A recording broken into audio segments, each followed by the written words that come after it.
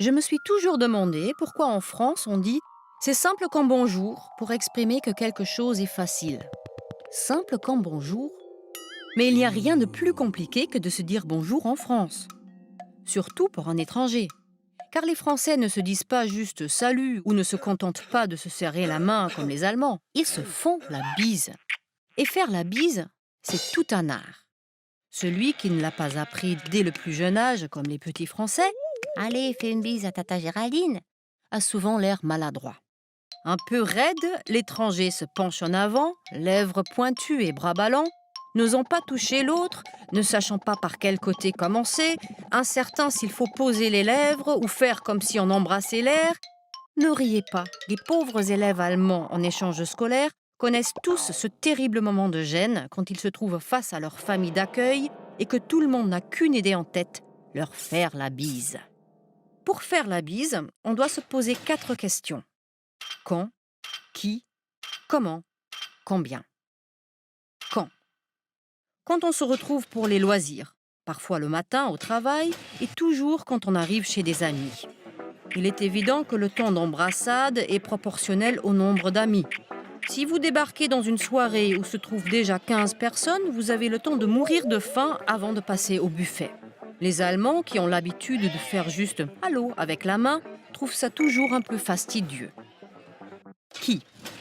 Il faut prendre en compte le lien familial, amical ou professionnel, l'âge et le statut de la personne. Par exemple, on ne fait pas la bise à son supérieur hiérarchique. Ou plutôt, on attend que ce soit lui qui vous la propose. Mais on s'embrasse abondamment entre collègues. Les hommes, ça dépend.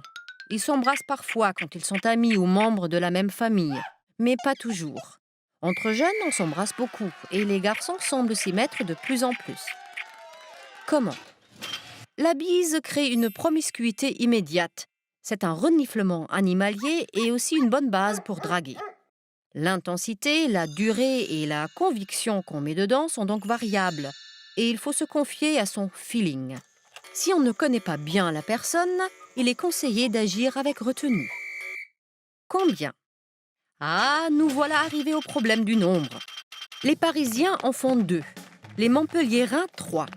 À la Turballe, on en fait 4, dans le Gard c'est 3, et ainsi de suite. Quand on ne sait pas d'où vient une personne, on peut facilement vivre un moment de flottement déstabilisant. Car il est très désagréable de tenter une 3e bise quand la personne visée se détourne déjà. Ou de s'arrêter après 2 bises quand l'autre meurt d'envie de vous en faire 4. Mais j'ai remarqué que même les Français ne savent pas avec précision combien de bises on fait selon les régions. On me dit qu'à Strasbourg c'est 2, puis 3, puis 2. Un originaire de Nemours affirme qu'ils en font 4. D'autres me certifient que c'est 2. Pourquoi ces incertitudes ? C'est qu'il y a un problème de classe sociale. En France, il faut savoir, il y va toujours de la distinction des classes sociales. Pour faire court, on pourrait dire que les bourgeois, qui sont souvent radins, on le sait, se contentent de 2 bises, tandis que les prolos ne comptent pas et s'arrêtent rarement avant 4. Bref, tout ça rend la vie compliquée aux étrangers qui ne savent jamais trop comment se comporter.